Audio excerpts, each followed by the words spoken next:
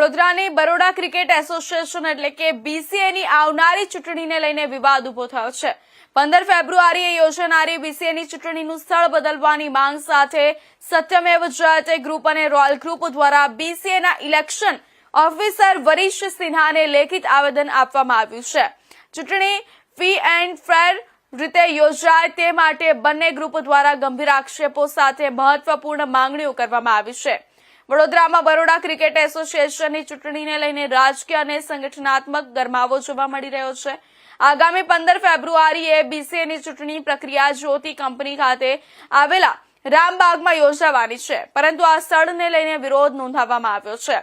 Royal group અને સત્યમેવ જયતે ગ્રુપે ચૂંટણી અધિકારી વરીશ સિન્હાને લેખિત રજૂઆત કરી જણાવ્યું કે જે સ્થળે ચૂંટણી યોજાવાની છે તે સ્થળ હાલના સત્તાધીશો સાથે પ્રત્યક્ષ અથવા પરોક્ષ રીતે જોડાયેલું હોવાનું કહેવાય છે।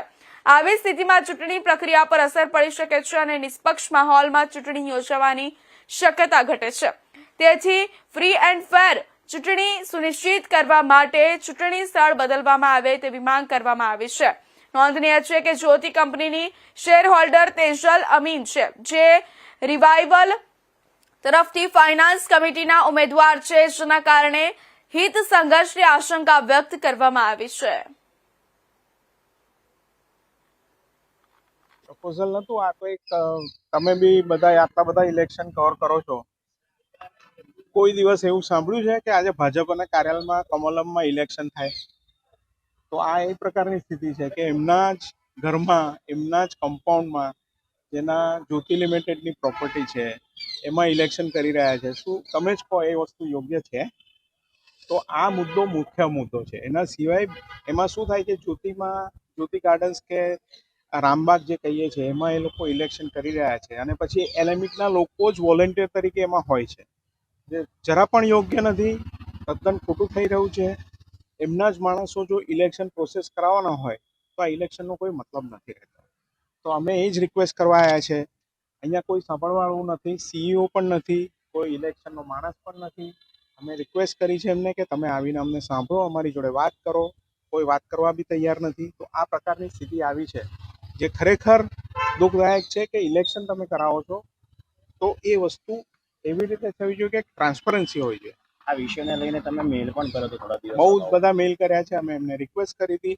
અને ગવર્મેન્ટ પાસે કેટલી બધી પ્રોપર્ટી છે, તમે ન્યુટ્રલ પ્લેસ શોધતા હો તો ગવર્મેન્ટની કોઈ પ્રોપર્ટી, MS યુનિવર્સિટી છે આપણી પાસે, તો એવું તો છે નહીં કે ભાઈ જગ્યા નહીં મળે। વડોદરા સિટીમાં બહુ બધી જગ્યા છે, કેમ ત્યાં જ કરવું છે ઇલેક્શન? વચ્ચે ઇલેક્શન પ્રોસેસ માટે જ્યારે દર્શન બેન્કર હાઈકોર્ટમાં ગયા, એક બાયસ માઇન્ડથી બીસીએના સત્તાધીશોએ નોટિફિકેશન જાહેર કર્યું, એ ચેલેન્જ કરવા માટે ગયા દર્શનભાઈ, ત્યારે આખી દલીલો સાંભળીને નામદાર હાઈકોર્ટને પણ એવું લાગ્યું હતું કે ફેર અને ટ્રાન્સપરન્સી બીસીએ સત્તાધીશો પાસે નથી।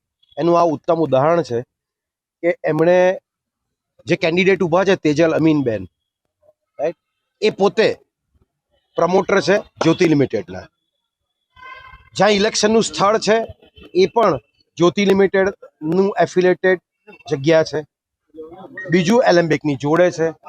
અત્યાર સુધીના અનુભવોમાં એલેમ્બિક ગ્રુપના જ એમ્પ્લોયીને ત્યાં આગળ વોલેન્ટિયર તરીકે રાખવામાં આવ્યા છે। ઇલેક્શન પ્રોસેસમાં ટ્રાન્સપરન્સી જેવું ન હોવાથી અમે વરેશ સિન્હા સાહેબને ઓલરેડી મેલ કર્યો છે। ઇલેક્શન પ્રોસેસ ચાલુ થઈ ગયો છે પણ વરેશ સિન્હા સાહેબ ક્યારે અહીંયા મળી નથી શકતા, એટલે અમારી રિક્વેસ્ટ હતી કે અમે પર્સનલી આવીને આપીએ।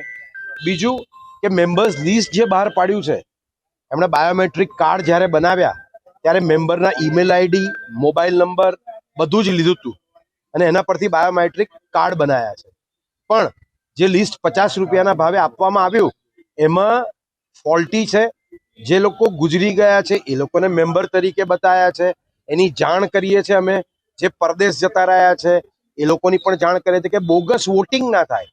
અને બહુ સૌથી મહત્વનું, બાયોમેટ્રિક કાર્ડ બનાવવાની સત્તા અત્યારે સત્તાધીશો પાસે છે, એનો ઉપયોગ એ લોકો ખોટી રીતે કરી શકે છે। એટલે અમે વરેશ સિન્હા સાહેબને એટલી જાણ કરવા માંગીએ છીએ, વિનંતી કરીએ છીએ કે બાયોમેટ્રિક કાર્ડની સાથે ગવર્મેન્ટ એપ્રુવડ જે કાર્ડ જે છે, ફોટો આઈડી, આધાર કાર્ડ, લાયસન્સ, પાસપોર્ટ, ચૂંટણી કાર્ડ, એનો પણ આધાર લઈને વેરિફિકેશન કરવામાં આવે। એટલે ઘણા બધા મુદ્દાઓ પર અમે લોકો અહીંયા સાથે આવ્યા છે વરેશ સિન્હા સાહેબને રિક્વેસ્ટ મૂકવા કે આ જગ્યા બદલો, વોટર લિસ્ટને પ્રોપર તમે અપલોડ કરો, ટ્રાન્સપરન્ટ રહો. ટ્રાન્સપરન્સી જ મહત્વનો મુદ્દો કોન્સ્ટિટ્યુશનમાં લખ્યો છે. નામદાર હાઈકોર્ટે પણ કહ્યું છે કે ફેર એન્ડ ટ્રાન્સપરન્ટ ઇલેક્શન પ્રોસેસ થવો જોઈએ, જે અહીંયા દેખાઈ નથી રહ્યો. અને કદાચ એવું હશે કે વરેશ સિન્હા સાહેબને સત્તાધીશો, બીસીએના હાલના સત્તાધીશો મિસગાઈડ કરતા હશે. એટલે વરેશ સિન્હા સાહેબ હમણાં અમારા ધ્યાને આવ્યું છે કે 2 દિવસની અંદર પાછા આવવાના છે, ત્યારે અમે ફરીવાર મુલાકાત કરીશું, અમારી ફરીવાર રજૂઆત કરીશું